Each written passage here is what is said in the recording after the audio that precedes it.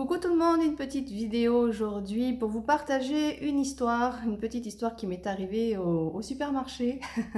Je faisais mes courses et j'aime bien en fait prendre un peu le temps pour discuter avec les caissières parce que c'est vrai que c'est un boulot qui est pas facile, je trouve. Et en discutant, il y avait une personne qui était derrière moi qui connaissait aussi la caissière et donc elle parlait de Noël, comme quoi toutes les deux avaient du mal avec cette période-là et ça m'a fait écho parce qu'en fait, je me rends compte qu'il y a beaucoup de personnes qui n'aiment pas du tout cette période de Noël. Et je peux très bien le comprendre parce qu'en fait, là aussi, il y a quelque chose qui s'est complètement perdu, une notion de partage qui s'est complètement perdue. Et donc, du coup, évidemment, quand ça perd de son sens, eh bien, on n'a plus à cœur de fêter les choses. Et d'où cette vidéo aujourd'hui, parce que j'ai à cœur de partager l'histoire d'une jeune femme que j'ai rencontrée l'année dernière, justement, à cette période de Noël, qui a eu une très très très belle idée, une très belle initiative de créer une page sur Facebook que je vais vous partager après concernant les boîtes à chaussures. Le principe est simple, vous prenez une boîte de chaussures, vous y mettez plein de choses dedans utiles, brosse à dents, dentifrice, gel pour nettoyer les mains, des gants, une paire de chaussettes, écharpes, enfin des petits cadeaux comme ça qui sont juste nécessaires pour les personnes qui sont dans la rue.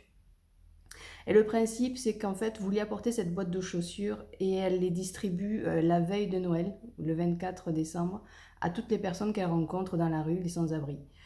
Et le principe est tellement beau que je ne peux pas, ne pas le partager. Pardon.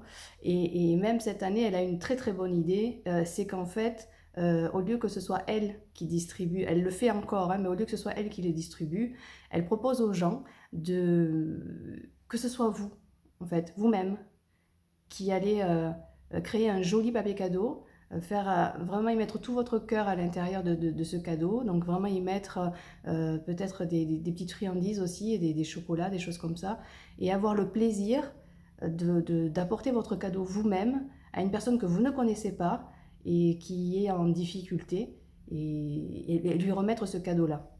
Pourquoi en fait c'est génial? Parce que je trouve que ça crée le lien. Ça recrée du lien avec des personnes complètement inconnues. On ne connaît rien de la personne qui est dans la rue et on a ce plaisir d'offrir un cadeau et je trouve ça magique. Alors attention, attention à quelque chose qui peut tout saboter, qui peut tout casser de la magie de cet acte-là. C'est quand vous arrivez avec votre cadeau et que ce cadeau, en fait, peut-être peut-être que la personne ne va pas l'accueillir, ou peut-être que cette personne qui est dans la rue n'est pas du tout dans l'état d'esprit dans lequel vous êtes, parce qu'elle est en souffrance, parce qu'elle a son histoire. Si elle est dans la rue, c'est pas pour rien. Et donc vous arrivez avec votre élan de cœur et vous tendez un cadeau en disant ah, c'est génial, je vais faire une bonne action. Et l'autre, il vous renvoie une Kalachnikov. Donc ce ne sera pas du fruit du hasard. C'est encore une fois pour vous connecter à exactement ce que vous êtes en train de faire.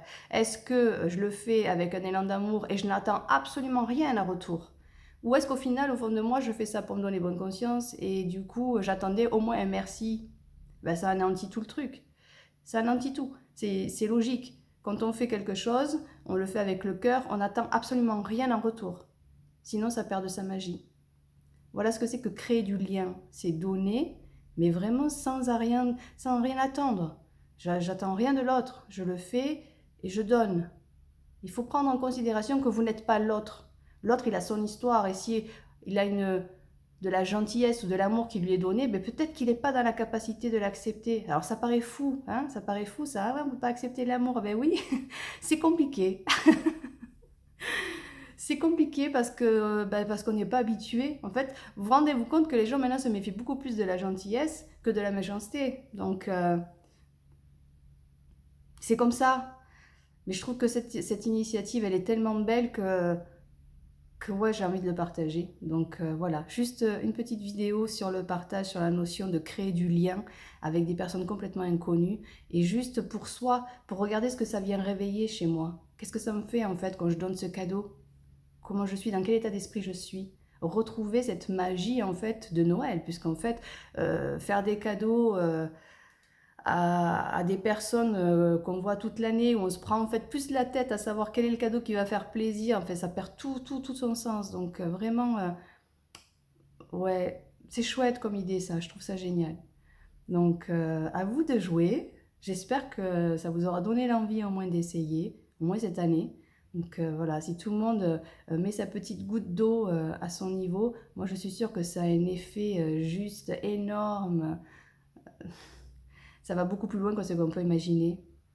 Donc voilà, à notre niveau, on décide de faire un cadeau à une personne qu'on ne connaît pas, qui est bien sûr en difficulté, hein, pas, voilà. Et voyons ce que ça crée.